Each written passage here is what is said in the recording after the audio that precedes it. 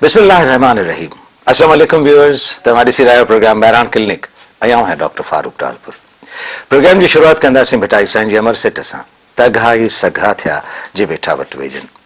वे programme में असां पंहिंजे टॉपिक या मेहमान से गुफ्तगू करण खां पहिरीं गुज़ारिश सिर्फ़ इहा हूंदी त हिन वक़्तु कोविड-19 पैंडेमिक जी जेका सूरत हाल आहे उहा पूरी दुनिया में ख़तरनाक हद ताईं वधी वई आहे।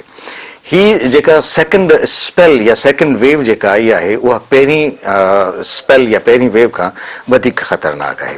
हिन वक़्तु असां यूरोप जी, लंडन, अमेरिका जी सूरत हाल ॾिसूं था त उते बि स्ट्रिक्ट लॉकडाउन शुरू थी वियो आहे, छाकाणि त इन वायरस न सिर्फ़ माण्हुनि खे मुतासिर कयो आहे, इन जी ट्रांसमिशन वधी आहे, बल्कि इन जी ट्रांसमिशन सां कॉम्प्लिकेशन्स वधिया आहिनि ऐं मॉर्टेलिटी यानी मौत जी शरह माण्हुनि में वधी वई आहे। पाकिस्तान जी सूरत हाल असां जेकॾहिं ॾिसूं था त इन खां घटि न आहे जेका ॿाहिरनि मुल्कनि में आहे।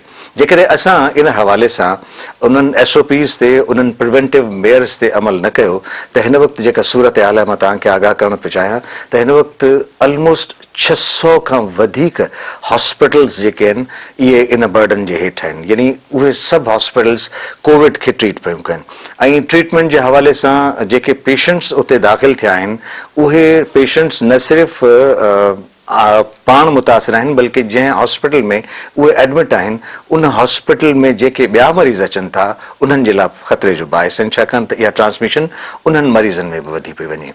असां इन हवाले सां जेकॾहिं ॾिसूं था त जेके डॉक्टर्स या पैरामेडिकल स्टाफ आहे उन में बि तक़रीबन 100 खां वधीक डॉक्टर्स ऐं पैरामेडिकल स्टाफ जेको आहे उहो हिन कोविड जे करे मौत जो शिकार थी चुको आहे ऐं इन सां गॾोगॾु जेके पैरामेडिकल स्टाफ या डॉक्टर्स या फर्स्ट लेवल केयर जा जेके असांजा कारकुन आहिनि जेके हिन खे ट्रीट पिया कनि उहे घणे हद ताईं अॼु बि इन मां मुतासिर आहिनि ऐं इहा कॉम्प्लिकेशन्स जेकॾहिं वधी ऐं इहा ट्रांसमिशन जेकॾहिं वधी त सूरत हाल एतिरी ख़राब थी सघे थी जो असांखे इन खे मुंहुं ॾियणु ॾाढो मुश्किल ऐं तकलीफ़ था थी पवंदो।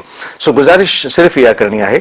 अच्छा, हिकिड़ी ॿी शइ जेका इम्पॉर्टेंट आहे उहा इहा त वैक्सीन गो के इन जे लाइ इहो चयो पियो वञे त वैक्सीन मुख़्तलिफ़ मुल्कनि ठाहे वरिती आहे जिन जे लाइ मुख़्तलिफ़ कंपनियुनि जो नालो बि अचे पियो त उन्हनि कंपनियुनि जे तरफ़ां उहा वैक्सीन तयारु थी वई आहे, पर वैक्सीन अञा ताईं रिकमेंड कान थी आहे, उनजा अञा ह्यूमन ट्रायल्स पिया हलनि ऐं उन्हनि ट्रायल्स में बि उन वैक्सीन जा कुझु अहिड़ा मुज़र असरात आहिनि जंहिंजे करे उहा वैक्सीन अञा ताईं रिकमेंड कान थी आहे, यानी उनजी अप्रूवल कान आई आहे त उहा वैक्सीन माण्हुनि ते इस्तेमालु करे सघिजे। सो अंटिल अनलेस वैक्सीन अचे ऐं उन वैक्सीन जा कुझु बहितर नतीजा 100% नतीजा जेसि ताईं नथा अचनि तेसि ताईं असांखे हिन कोविड पैंडेमिक मां पंहिंजो पाण खे बचाइण जा सिर्फ़ु एहतियाती तदाबीर आहिनि जिन सां असां हिन कोविड मां पंहिंजी जान छॾाए सघूं था।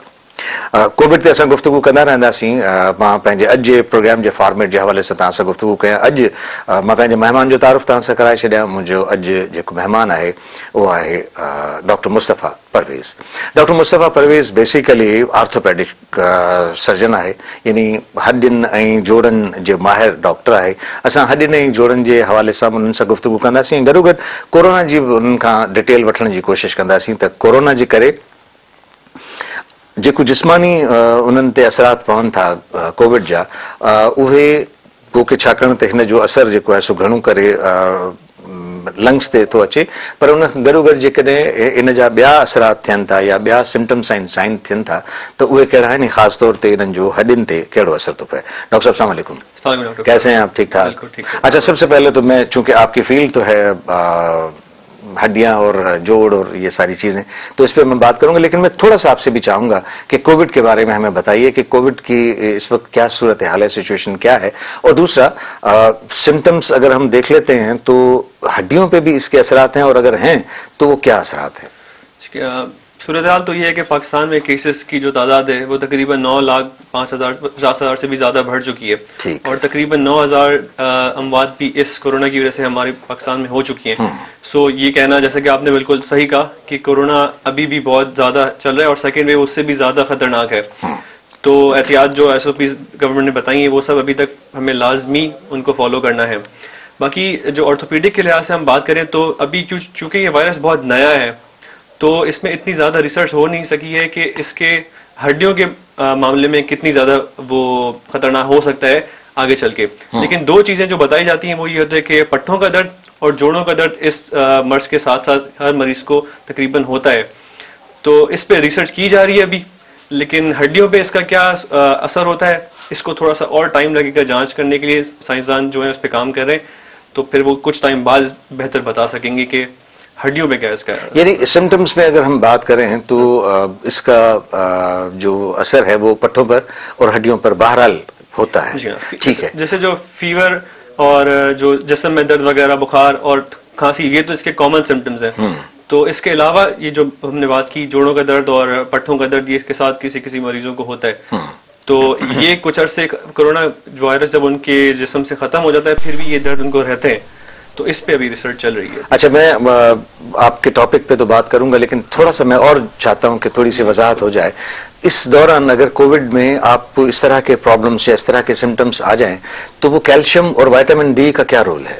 دیکھیں, اس میں کیلشیم اور وائٹامن ڈی کا جب آپ کو ہوا ہے, مطلب آپ اس مرض میں مبتلا ہیں, تو اتنا کوئی خاص اس وقت نہیں بتایا گیا ہے کہ اس سے آپ کا درد بہتر ہو جائے. تو بیسکلی جب بھی جو بات ہوئی ابھی کہ اسٹیرائڈز اور پین کلرز, یہی ابھی اس کا ٹریٹمنٹ ہے.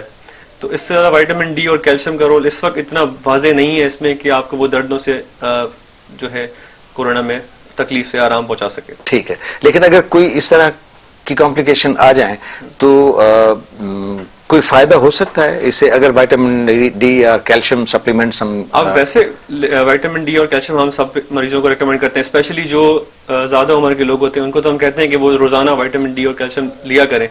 لیکن کورونا کے لحاظ سے صرف اس میں ابھی جو ہے ریسرچ جاری ہے. اچھا, مجھے یہ بتائیے ڈاکٹر مصطفیٰ کہ اگر جو نارمل لیول ہے کیلشیم اور وائٹامن ڈی کی, اس سے اگر لو ہماری باڈی میں وہ لیول ہو تو کیا پرابلم ہو سکتی ہے ہڈیوں میں؟ دیکھیں, ہڈیاں کمزور ہو جاتی ہیں. کیلشیم اگر آپ کی باڈی میں کم ہو, آپ سورج کی روشنی آپ کو زیادہ نہیں ملتی ہو, وائٹامن ڈی وغیرہ آپ کی جسم میں بالکل کم ہو, تو ہڈیاں کمزور ہوتی ہیں, بھربھری ہو جاتی ہیں. جیسے آسٹیوپوروسس یا آسٹیوملیشیا جس طرح بیماری جو ہوتی ہیں جس میں ہڈیاں کمزور ہوتی ہیں, تو اس سے نقصان یہ ہوتا ہے کہ آپ کی ہڈی جلدی ٹوٹ سکتی ہے. اگر آپ کی عمر زیادہ ہے اور آپ کا کیلشیم اور وائٹامن ڈی آپ کا کم ہے تو تھوڑی سی بھی اگر آپ گرتے ہیں تو آپ کی ہڈی میں فریکچر ہو سکتا ہے.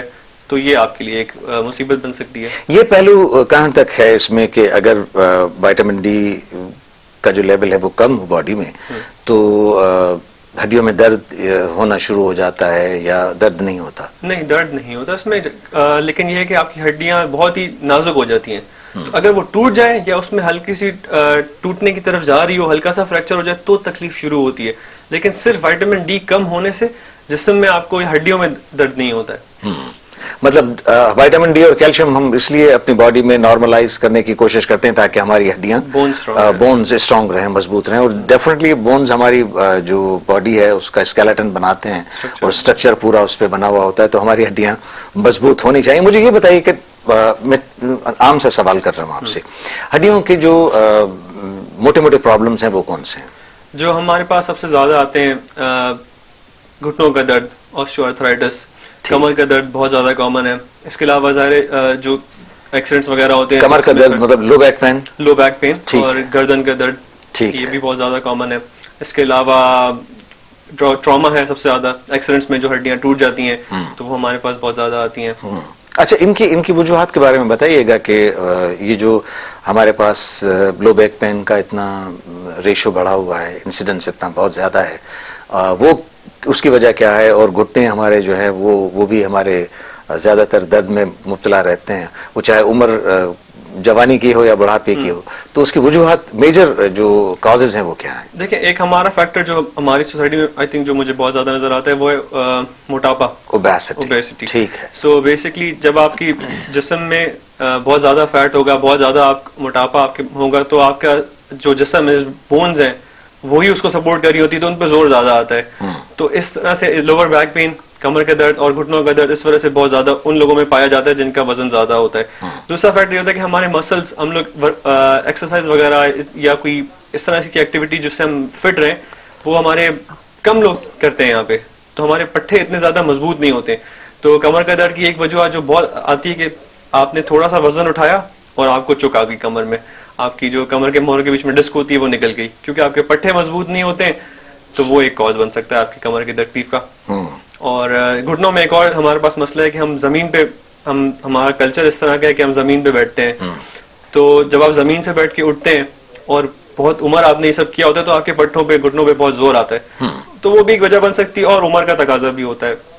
اچھا, میں ایک چھوٹی سی بریک لوں گا, اس بریک کے بعد جب واپس آؤں گا تو یہ سارے پرابلمز جو ہیں ان کو ہم دیکھ لیتے ہیں کہ یہ زیادہ تر کس عمر میں ہوتے ہیں, اور ہم اپنی جو لائف سٹائل ہے اس کو کس طرح سے اگر چینج کرنا چاہیں تو ہم ان پرابلمز میں بچ سکتے ہیں.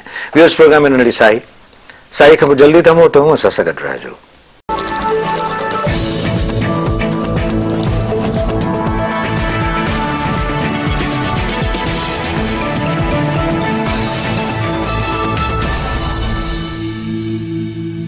ویلکم بیک ویورز, پروگرام میں ننڈی سائی کھاں پوءِ دفعہ ॿीहर हाज़िर ऐं असां गुफ़्तगू कयूं पिया जेके आम प्रॉब्लम्स आहिनि हॾियुनि जा ऐं जोड़नि जा, उन हवाले सां त ही जेका बॉडी या असांजी जेका स्केलेटन आहे उहा असांजे हॾियुनि ते ई मुश्तमिल आहे, ऐं इहो स्केलेटन या बॉडी जेतिरी असांजी मज़बूत हूंदी ओतिरो असां स्ट्रांगली ऐं बहितर तरीक़े सां ज़िंदगी खे गुजारे भी सकूं था ऐं पंहिंजे हिन सोसाइटी जे लाइ कारगर थी सकूं था.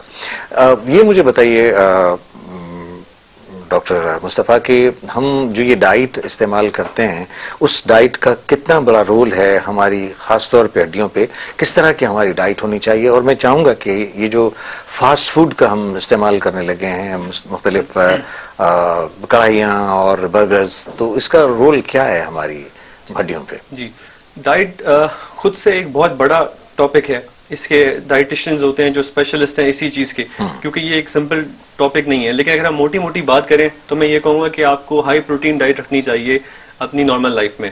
हाई प्रोटीन डाइट से हमारा मतलब ये हो गया कि हमने मीट खाना है, गोश्त, चिकन का गोश्त हो, मटन या बीफ हो, अंडे बहुत ज्यादा मुफीद होते हैं. इसके अलावा दूध अपने रोजाना की गिजा में रखें.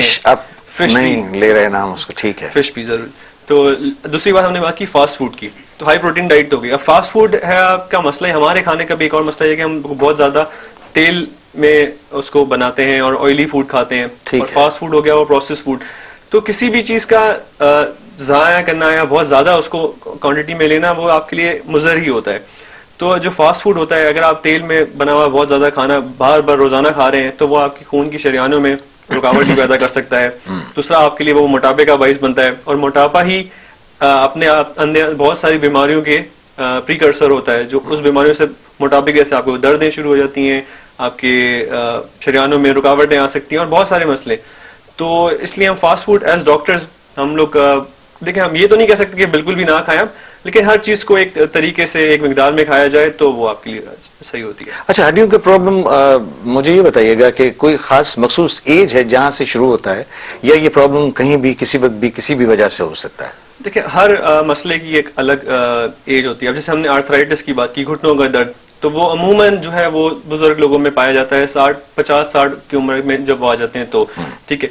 कमर के दर्द की बात की हमने, अब वो बुजुर्गों में, बड़ों लोगों में भी हो सकता है और जवानों में भी हो सकता है, लेकिन उसकी तरीका और उसका होने का जो बैकग्राउंड है वो मुख्तलिफ होता है.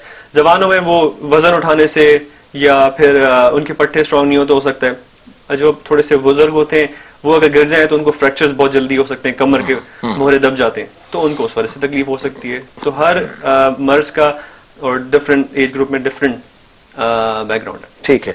अब ज्यादातर लोग डॉक्टर मुस्तफ़ा इस प्रॉब्लम्स में जो दर्द की गोलियां हैं वो इस्तेमाल कर लेते हैं, तो आप इसके लिए एडवाइस क्या करेंगे कि वो दर्द की गोलियां खानी चाहिए, और अगर मुसलसल वो दर्द की गोलियां हम खाएं तो उससे क्या हो सकता है. लेकिन अगर आप इसके अलावा भी कुछ एडवाइस करना चाहते हैं कि इस तरह की कंडीशन या इस तरह के सिम्टम्स अगर दरपेश किसी को हों तो क्या करना चाहिए उसे? देखिए, दर्द की दवाइयाँ बनी ही इसलिए है कि मरीज को आराम पहुंचाया जा सके, ठीक है. लेकिन जैसे हमने बात की, अगर आपको समझें घुटने का दर्द है, आपने एहतियात भी नहीं की, जो पहले आप डॉक्टर के पास गए, पहले तो उसने बताया कि आपको आर्थराइटिस है, उसने आपको एहतियात बताई कुछ कि ये आपको करनी है, और कुछ वर्जिशें बताई कि आपने अपने पट्टे मजबूत करें ताकि आपका दर्द कम हो. आपने वो भी नहीं की और आप कंटिन्यूसली मुसलसल दर्द की दवाएं लेते रहेंगे तो जाहिर सी बात है वो आपके लिए जिस्म के लिए सही नहीं है. درد کی دوائیں اگر آپ مسلسل لیں تو وہ آپ کے گردوں پہ آپ کے جگر پہ اثر کر سکتی ہیں اور وہ ایک بڑا مسئلہ بن سکتا ہے. تو طریقہ یہ ہوتا ہے کہ آپ اپنے ڈاکٹر کے پاس جائیں, صحیح ڈاکٹر کے پاس جائیں, اس سے اپنا علاج کروائیں. پہلے تو آپ کا ڈائگنوسس پتہ لگے کہ آپ کو بیماری کیا ہے, پھر جو وہ آپ کو مشورہ دے, جو ایڈوائس دے, اس پہ عمل کریں. اگر تو وہ آپ کو بتاتا ہے کہ اب آپ کی بیماری اس سٹیج پہ پہنچ گئی ہے کہ وہ درد کی دوائیوں سے صحیح نہیں ہوگی اور آپ کو سرجری کی ضرورت ہے, تو پھر آپ اس طرف بھی سوچیں. مطلب جو ڈاکٹر ایڈوائز کرتا ہے اس ایڈوائز پہ چلنے کی بہت گنجائش ہوتی ہے کہ وہ اس پہ چلیں تو یہ پرابلم حل ہو سکتے ہیں. اچھا, ہمارے ساتھ کالر ہیں, ان کی کال لے لیتے ہیں کہ دیکھیں ان کے ساتھ کیا پرابلم ہے. ہلو, السلام علیکم. ہلو, السلام علیکم. وعلیکم السلام. کیر صاحب کتنا صحیح امان اللہ پلو آکل کھاؤ. امان اللہ, اساں گفتگو کہیں پیا ڈاکٹر مصطفیٰ صاحب جيڪو هڏيون ۽ جوڙ ان ان جي حوالے سان ان بارے ۾ کو سوال یا کو پڇڻ چاهيو ٿا ته بالکل شامل ٿي سگهو ٿا اسان جي پروگرام ۾. مسئلو آ ته ويها ٿو نه جمل ما جي امان الله جي جي تان جو آواز اچي پيو, سوال ڪيو. جي مل ويهي ڪري ما اٿا ٿو نه ته مل ٿورو سور ٿو پئي, جمل هلا ٿو ٻاهر کان पोइ वरी सेट थो थी वञे. सूर किथे थो पए अमान अल्लाह? जी सूर तव्हांजी कहिड़ी जॻह ते थो पए? गोॾे में. हेलो, गोॾे में सर. अच्छा, तव्हांजी उमिरि घणी आहे अमान अल्लाह? जी उमिरि तव्हांजी घणी आहे? उमिरि मुंहिंजी आहे तक़रीबन 50. ऐं तव्हांखे को ब्लड प्रेशर या शुगर जो आर्ज़ो त कोन्हे? सर न, इहो शुगर बि कोन्हे, ब्लड प्रेशर बि न आहे. ब्लड प्रेशर बि जेको आहे नॉर्मल आहे. अच्छा, गोॾा ॿिन्ही में सूर थो पए या कंहिं हिकिड़े साइड खां? हिक में सर, हिक में खबी साइड में. खबी साइड. तव्हांजी वॾी महिरबानी, तव्हां असांजे प्रोग्राम में शामिल थियो. अमान अल्लाह, डॉक्टर साहब खां पुछूं था त छा मसइलो थी सघे, छा करणु खपे. जी, अस्सलाम वालेकुम अमान साहब. अच्छा, आपने बताया कि आपको घुटनों में दर्द है? नहीं, दर्द नहीं है. वही कह रहे हैं कि मैं बैठता हूँ, उठता हूँ तो दर्द शुरू हो जाता है, फिर थोड़ा सा चलता हूँ तो एक ही साइड पे लेफ्ट जो नी है उसमें पेन होता है, और लेकिन वो चलने के साथ जब उठता हूँ चलता हूँ तो ठीक हो जाता है. ठीक है, तो आपकी उम्र भी इतनी ज्यादा नहीं है कि आपको घुटनों का दर्द जो है आर्थराइटिस वाला दर्द शुरू हो, लेकिन उम्र ये होता है कि जो आपका पट्टा होता है वो थोड़ा सा इतना मजबूत नहीं होता, और आपकी जो ये सामने वाली हड्डी होती है जिसको हम पटेला कहते हैं, वो आपके पीछे वाली हड्डी पे रगड़ खा रही होती है. तो इसमें कोई खतरनाक बात नहीं है. आप बेहतर ये होगा कि आप अपने किसी ऑर्थोपेडिक डॉक्टर के पास जाके एक अपने घुटने का एक्सरे करा लें, सिर्फ उसको देखने के लिए अपने जोड़ को. और दूसरा आपको मैं मशवरा ये दूंगा कि आप थोड़ी घुटने की मजबूती की एक्सरसाइजेस करें. वो इंशाल्लाह हम डिस्कस करेंगे. आप वो करेंगे तो इंशाल्लाह ये आपका दर्द बेहतर हो जाएगा. अच्छा, आप अमान अल्लाह के सवाल के जवाब में तो आप ये कह रहे हैं कि चूंकि इतनी उम्र भी नहीं है कि उनको आर्थराइटिस हो, और ये पटेला की वजह से वो थोड़ी सी रगड़ खा रही होगी तो इसलिए दर्द हो सकता है. तो एक तो वो एक्सरे करा लें कि उस घुटने की हालत क्या है. दूसरा कुछ एक्सरसाइज है, तो काइंडली अगर थोड़ी सी इस तरह की एक्सरसाइजेज अगर हमें डेमोन्स्ट्रेट करके बता देंगे तो यहीं बैठ के बताइएगा. कि 2 एक्सरसाइज बड़ी मुफीद है. एक तो ये कि आप बिस्तर पे सीधे लेट जाएं बिल्कुल, और अपना पाँव स्ट्रेट बिल्कुल सीधा कर लें, और आपका फुट जो है वो अपनी तरफ खींच लें ऐसे, और इस पाँव को सीधा हवा में लेके जाएं और 1 से 10 तक गिने और दोबारा से नीचे कर लें. ये आपको 10 बार करना है, और दिन में 3 से 4 बार करना है दोनों टांगों के लिए. दोनों घुटनों. सिर्फ पाँव सीधा किया, पाँव को अपनी तरफ धक्का दिया ताकि आपके जोड़ में थोड़ा सा आपको खिंचाव महसूस हो, और ये पाँव अपने लेटे लेटे सीधा हवा में ले गए आप. ठीक है, 10 तक गिना और वापस नीचे ले आए. ये 10 बार करना है दोनों टांगों के लिए, दिन में 3 से 4 बार. दूसरी एक एक्सरसाइज है, बड़ी सिंपल सी है. जब आप सोने से पहले इसको करने तो, या जब भी आप उठें तो पाँव सीधा आपने रखा, आप बिस्तर पे बिल्कुल सीधे लेटे हुए, आपने एक तकिया या गोल तकिया या कोई भी फोम की चीज अपने घुटने के नीचे रखी और उसको जोर से दबाया नीचे की तरफ कि आपको आपके पाँव में एक खिंचाव महसूस हो. इस तरह से ये भी 10 बार करना है दोनों टांगों के लिए, दिन में 3 से 4 बार. ये आप मुसलसल कुछ हफ्ते तक करते रहेंगे तो आपको अपने घुटनों में, आपके पाँव में थोड़ी सी मजबूती महसूस होगी. आपको महसूस होगा कि आपका दर्द जो है वो काफी हद तक कम हो गया. ये हम बात कर रहे हैं अर्ली आर्थराइटिस, या फिर ये हमने जो बात की पटेला रब करने के लिए. ठीक है, मतलब ये अभी वो डेवलप नहीं हुआ, आर्थराइटिस डेवलप नहीं हुआ, लेकिन उससे हम इसको हम डिले कर सकते हैं. Exactly. बहुत सारी डिले हम इसमें कर सकते हैं. अच्छा, मुझे थोड़ा सा मैं ये भी चाहूंगा मुस्तफा कि हम अपनी जो हमारी सेडेंटरी लाइफ है, हम کوئی کام اٹھ کے نہیں کرتے, ٹیلی ویژن بھی ہم ریموٹ سے چلاتے ہیں, اور گاڑی میں نکل کے اور ہم کسی چیز کو لینے کے لیے جاتے ہیں, بچوں کو اسکول چھوڑنا ہو تو وہ بھی گاڑی استعمال کرتے ہیں. تو یہ ہماری جو لائف اسٹائل ہو گئی ہے, اس کو ہم تھوڑا سا کیسے تبدیل کریں, کتنی ہم ایکسرسائز کریں, کس طرح کی ایکسرسائز کریں کہ ہم اپنے پٹھوں کو اور ہڈیوں کو مضبوط رکھ سکتے ہیں؟ بالکل. اب دیکھیں ہر عمر کے لوگوں کے لیے یہ مختلف ہے کہ کتنی ان کو ایکسرسائز کرنی چاہیے اور کتنی وہ کر سکتے ہیں. ہمارا لائف اسٹائل ظاہر سی بات ہے, آپ نے صحیح بات کی, تھوڑا سیڈنٹری ہو گیا ہے. ینگ پیشنٹ یا جو تھوڑے سے بھی 50-60 سال کی عمر تک بھی ہیں, ان کو میں ریکمینڈ یہ کروں گا کہ وہ جتنا واک کر سکتے ہیں وہ کریں. اب واک کا مطلب یہ نہیں ہے کہ آپ ضروری ہے کہ آپ پارک جائیں اور 2 گھنٹے چلتے رہیں. واک ایسے بھی ہو سکتی ہے کہ اگر آپ کسی جگہ گئے اور آپ نے لفٹ کی جگہ آپ نے سیڑھیاں چڑھ لی, اسپیشلی ینگ لوگوں کے لیے جن کو یہ گھٹنوں کا درد وغیرہ نہیں اور وہ صرف ایکٹیو رہنا چاہتے ہیں, ان کے لیے.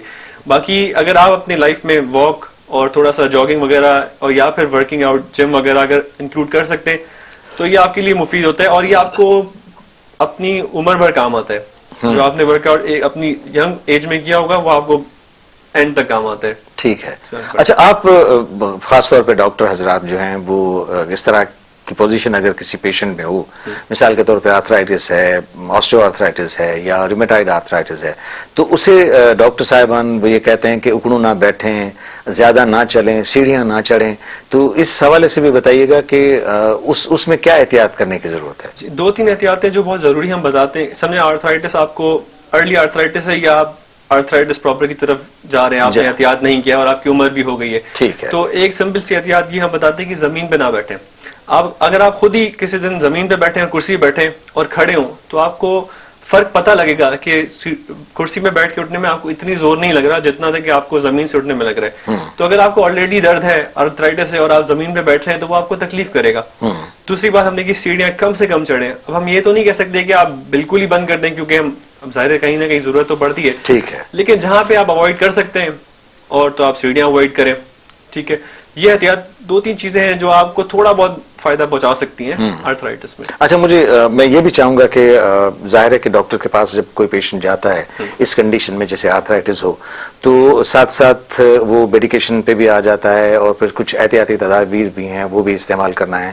لیکن میں یہ چاہتا ہوں کہ کائنڈلی یہ بھی بتائیے کہ اس کے بعد اس پیشنٹ کو جس کو یہ پرابلم ہو گئی ہے اسے کس طرح کی لائف اسٹائل کرنی چاہیے, اسے واک کرنا چاہیے نہیں کرنا چاہیے, کتنی واک کرنی چاہیے. لیکن چھوٹی سی بریک کے بعد ویورز پروگرام میں نڑی سائی جلدی تھا موٹوں اسا سگد راجو.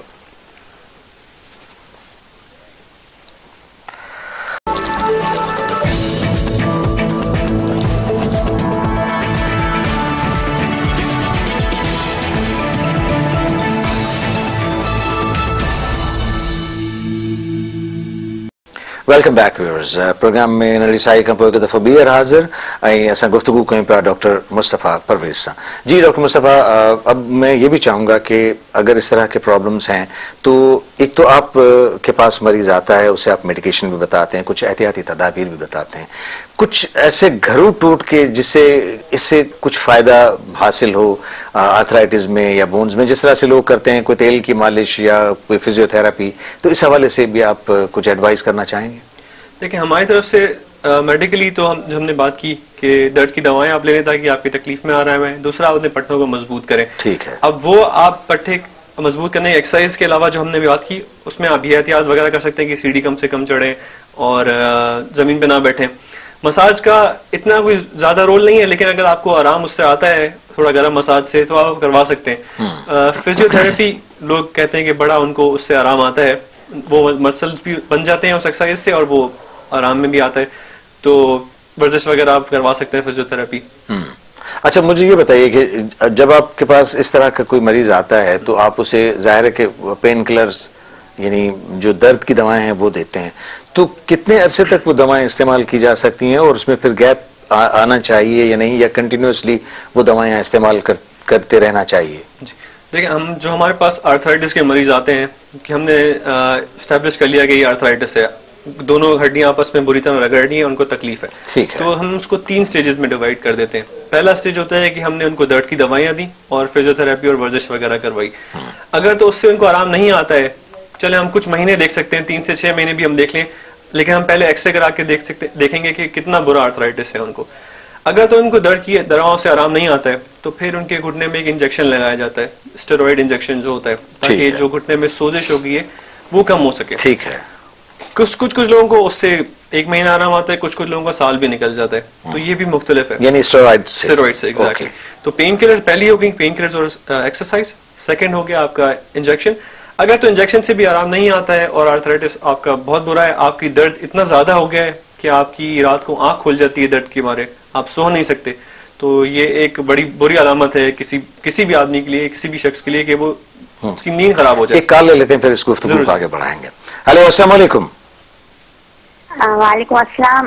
جی میں شازیہ بات کر رہی ہوں حیدرآباد سے. جی شازیہ, مجھے یہی پوچھنا ہے کہ مجھے گھٹنوں میں درد ہے اور میری ایج 25 ایئرس ہے. شازیہ پہلے تو میں اپنے پروگرام میں آپ کو خوش آمدید کہتا ہوں, لیکن چونکہ آپ کو پرابلم ہے تو پہلے مجھے یہ بتائیے گا کہ آپ کی عمر کتنی ہے؟ 25 ایئرس. 25 ایئرس ہے. اور آپ کو یہ جو گھٹنوں میں درد ہوتا ہے وہ دونوں میں ہے یا ایک گھٹنے میں ہے؟ جی ایک گھٹنے میں درد رہتا ہے. چلنے کے بعد ہوتا ہے یا بیٹھے بیٹھے گھٹنے میں درد رہتا ہے؟ چلنے پھرنے میں بھی ہوتا ہے, تھوڑا تھوڑا بیٹھنے میں بھی ہوتا ہے. آپ کو کوئی یاد ہے کہیں آپ کو کوئی چوٹ آئی ہو یا کوئی ایسی کوئی ٹراما ہوا ہو آپ کے؟ چوٹ وغیرہ نہیں ہے, ایسی اچانک ہو گیا تھا اور رہتا ہی ہے. اچھا, کہیں سوجن تو نہیں ہے آپ کے گھٹنے پر؟ نہیں, ایسی سوجن وغیرہ کچھ بھی نہیں. چلیں شازیہ, بہت شکریہ آپ کا, آپ ہمارے پروگرام میں شامل ہوئی. آپ کے سوال کا جواب لیتے ہیں ڈاکٹر صاحب سے. السلام علیکم. میں شازیہ, جیسے کہ آپ نے بتایا کوئی درد ہے, تو آپ کی ہمیں لگ رہا ہے کہ دونوں چیزیں جو اس سے پہلے کالر تھے وہ بھی اسی طرح کے تھے. آپ کی عمر بھی بالکل زیادہ نہیں ہے, تو اس مرض کو ہم کہتے ہیں CMP. اس میں سیم جو ہم نے بات کی کہ جو آپ کا سامنے والی ہڈی ہوتی ہے پٹیلا, وہ آپ کے پیچھے رگڑ کھا رہی ہوتی ہے. اس ایج گروپ میں یہ بہت زیادہ کامن ہے, تو اس کا علاج بیسٹ ایکسرسائز ہی ہے. جو ایکسرسائز میں نے ابھی آپ کو دکھائی, آپ دن میں وہ کریں, انشاءاللہ 1 مہینے میں آپ کا یہ درد ختم ہو جائے گا. لیکن ایکسرسائز آپ کو لازمی کرنی ہے. اگر بہت زیادہ شدید تکلیف ہے آپ کو تو آپ درد کی دوائیاں لے سکتے ہیں اور ڈاکٹر کے پاس آ جائیں, ہم آپ کا ایکس رے کرا کے دیکھ لیں گے. اگر تو معمولی سی تکلیف ہے اور وہ اس طرح سے تھوڑی بہت چلنے میں ختم ہو جاتی ہے تو آپ یہ ورزش کریں, انشاءاللہ آپ میں بہتری محسوس ہوگی. یعنی اس طرح کی تکلیف تو خاص طور پہ اگر ایکسرسائز کی جائیں اور اس پہ مسلسل عمل کیا جائے تو وہ ٹھیک ہو سکتی ہے. انشاءاللہ شازیہ کا یہ پرابلم ریزالو ہو جائے گا. جی آپ آگے بتانا چاہ رہے تھے. جی, تو پہلے ہم نے بات کی پین کلرز اور ایکسرسائز, سیکنڈ ہم نے بات کی انجیکشن. اگر تو اس سے بھی آرام نہیں آتا ہے اور بہت زیادہ آرتھرائٹس ہے تو پھر تیسرا آپشن ہوتا ہے سرجری. سرجری ہوتی ہے ٹوٹل نی ریپلیسمنٹ, جس میں ہم آپ کا گھٹنا جو ہے وہ ٹائٹینیم امپلانٹ سے ریپلیس کر دیتے ہیں, تو ایک نیا گھٹنا بن جاتا ہے. اچھا, ایک اور جو ٹریٹمنٹ آئی ہے اس حوالے سے میں بات کرنا چاہتا ہوں, اسٹیم سیل تھراپی. تو اسٹیم سیل تھراپی ہمارے پاس ہو رہی ہے, اور اگر ہو بھی رہی ہے تو کتنے عرصے تک وہ یعنی چل جاتی ہے, وہ اس میں گھٹنے ہمارے ٹھیک ہو سکتے ہیں, اور پھر کتنی ضرورت پڑتی ہے پھر دوبارہ اس طرح کے اسٹیم سیل تھراپی کی؟ اسٹیم سیل تھراپی ابھی بہت ارلی اور نیو فیز میں ہے, تو اس پہ ابھی ریسرچ کی جا رہی ہے. دوسرا اس کا رول جو ہے وہ ارلی آرتھرائٹس میں ہوتا ہے. آپ کے جو گھٹنوں کے بیچ میں کشن ہے وہ اتنے زیادہ خراب نہیں ہوئے ہوں اور آپ نے اسٹیم سیل کروا لی تو وہ تھوڑے بہت شاید بن جائیں. لیکن اگر آپ کا آرتھرائٹس سٹیج 4 جو سب سے برا سٹیج ہوتا ہے اس تک پہنچ گیا ہے, آپ کی کارٹلیج بالکل ختم ہو گئی, تو وہ واپس نہیں آ سکتی. اس کا علاج سرجری ہی ہوتا ہے. میرے تھوڑے بہت ایکسپیرینس میں نے دیکھا ہے کہ کچھ لوگ اسٹیم سیل کروا لیتے ہیں سٹیج 4 آرتھرائٹس میں, اس سے کوئی فائدہ نہیں ہوتا ہے, بلکہ وہ ان کی سرجری میں پھر مطلب اور مشکل کر دیتا ہے اس کو.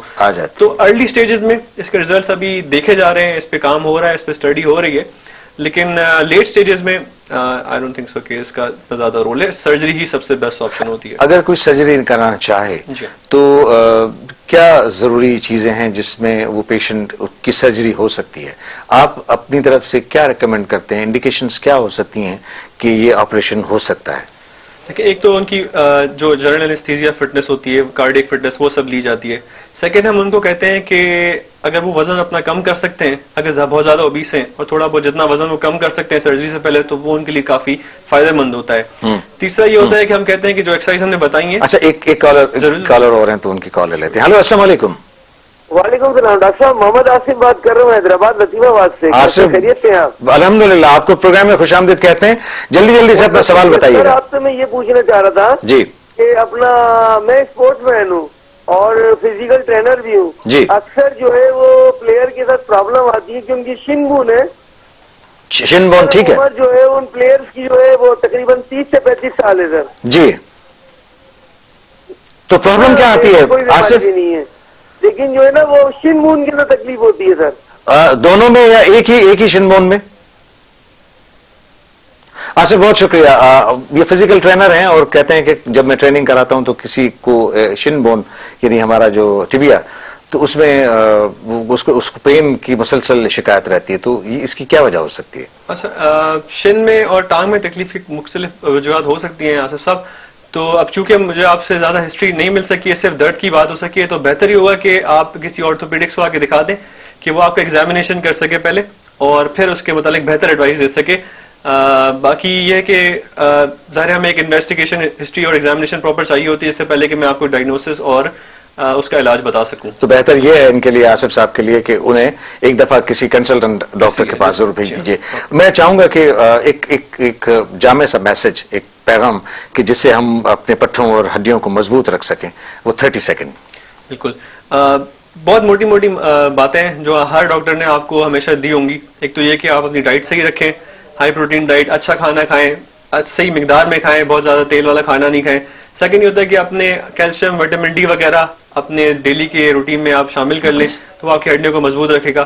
اور تھوڑی بہت اپنی لائف سٹائل میں یہ چینجز کر سکتے ہیں آپ، جتنی آپ کہ تھوڑے بہت واک کر لیں، تھوڑی ایکسرسائزنگ اپنے لائف سٹائل میں لے آئیں تو وہ آپ کو آگے بھی عمر میں مفید اور فائدہ مند ہوگا. بہت شکریہ ڈاکٹر مصطفیٰ، آپ آج ہمارے پروگرام میں آئے اور ہماری چونکہ ہڈیاں ہمارے جسم کی بہت امپورٹنٹ جو اسکیلیٹن اور باڈی جو بناتی ہیں اس کے لیے بہت ساری امپورٹنٹ رول ہے اس کا، اور کہتے ہیں کہ مضبوط ہڈیاں مضبوط پاکستان.